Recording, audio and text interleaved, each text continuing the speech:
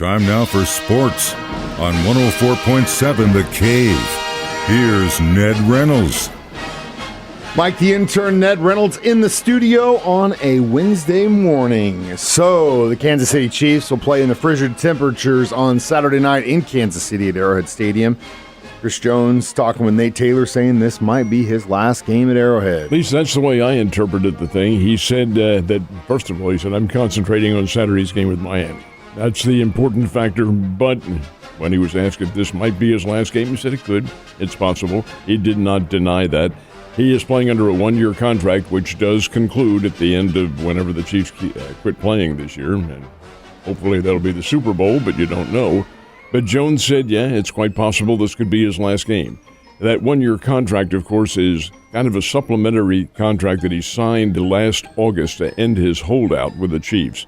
And it had a number of supplements in there, but it also did not include a long-term deal, and that's what Chris Jones was looking for.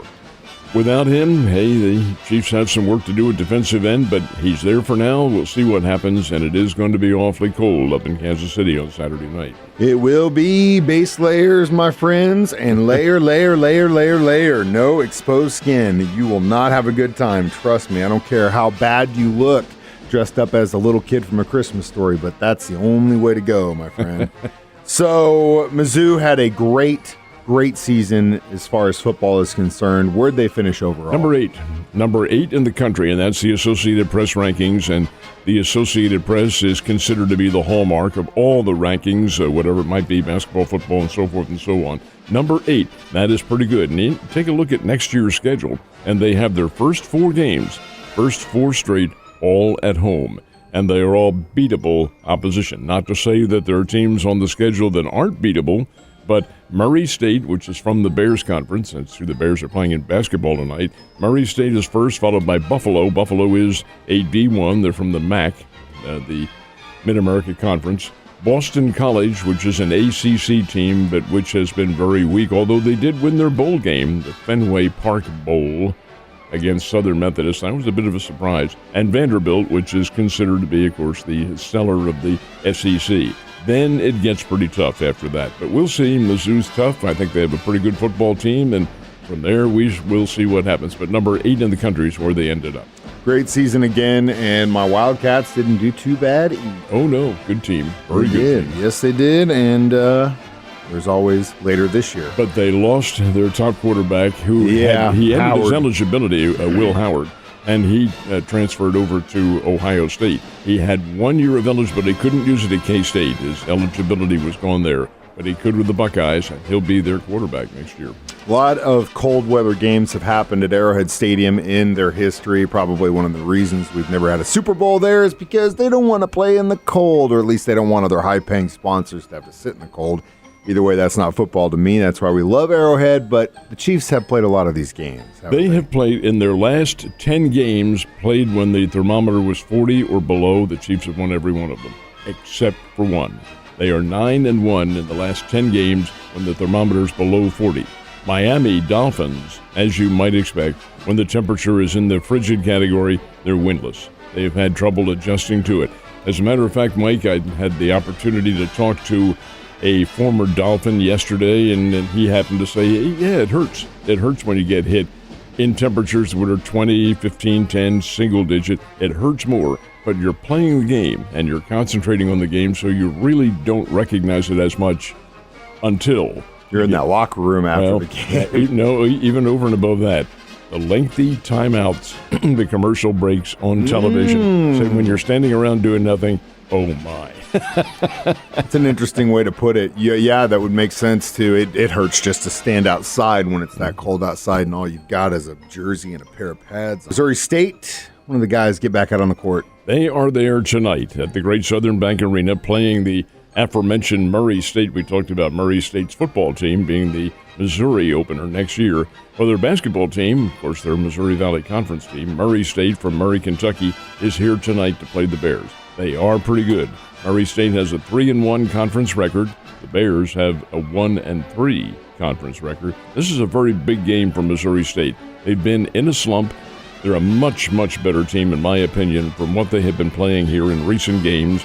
their shooting touch, and this is a good offensive team, their shooting touch has been on the cold side ever since the Christmas holidays elapsed and got back into regular play. Northern Iowa 64-62 loss, and 88, I should say, to 60 loss to Bradley last week. Hey, the Bears are better than this. And Dana Ford knows it. The Bears team knows it. They've got to get that rhythm back in, and hopefully tonight it'll happen. This is going to be a barometer as to what transpires here in the last few games. But it'll be the Bears and Murray State. They play tonight at 7 o'clock. Should be a pretty good game. Definitely should be. And they're having a pretty good season. A lot better than last year at this time, if I remember correctly. How did Mizzou play against Kentucky on the court last night? Kentucky's number 6 in America. And I watched so much of that game, and Kentucky could not miss. They shot 50% from the field. And it happens, of course, it's not a rarity, but it isn't also a commonality in college football. And the Wildcats, even up 50%. And shot well from three-point range, had 7 three-pointers. Missouri had 8, but Missouri's shooting percentage underneath was not quite as good. Missouri shot 41.5%, which is acceptable, but not good enough last night. Kentucky had a couple of double-figure scorers and win the game 90-77. Interesting factor is that Kentucky won it in the first half. They pulled away from Mizzou, had maybe a 12, 14-point lead much of the time, and from there on in, Missouri played even with the Wildcats. The Missouri Tigers are a physical team, but perhaps not quite as physical as Kentucky, and certainly they don't have the shooters, although Mizzou is a good shooting team. But they fell short last night, 41.5%, only took 22 trips to the foul line, while Kentucky took 32.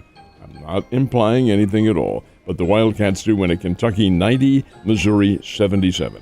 Not a bad showing. Not a bad showing at all. So who's this guy the Cardinals just hired? What do you think it means? This is a very, very interesting hire by the Cardinals, in my opinion. His name is Chaim Bloom.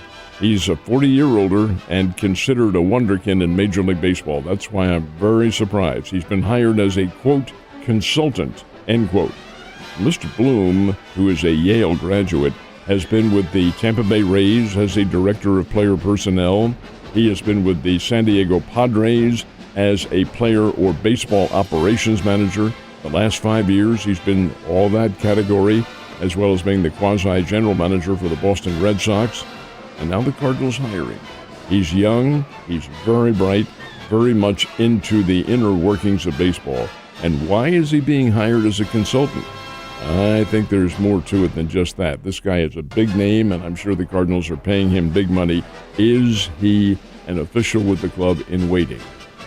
And I'm hinting at maybe something's going to happen to that front office. Cardinals are 20 games under 500 this year. 20 games under 500.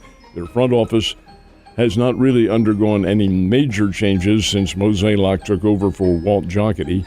And again, now you bring in this young kid, 40 years old, and that is young in baseball official standards. Chaim Bloom, he's a Philadelphia kid, went to Yale, and Chaim, incidentally, is spelled C-H-A-I-M. He is Jewish, and he's an Orthodox Jew, and as a result, he has the first name of Chaim is how it's pronounced. Chaim Bloom, very bright and very much a go-getter. This is a good move for the Cardinals. You think so? Well, time will tell. The free agency hadn't been really active for that team, and maybe this is what they're looking at. Use what you got, and maybe they just need a different look at it. Either way, Ned, you have a great day and stay warm.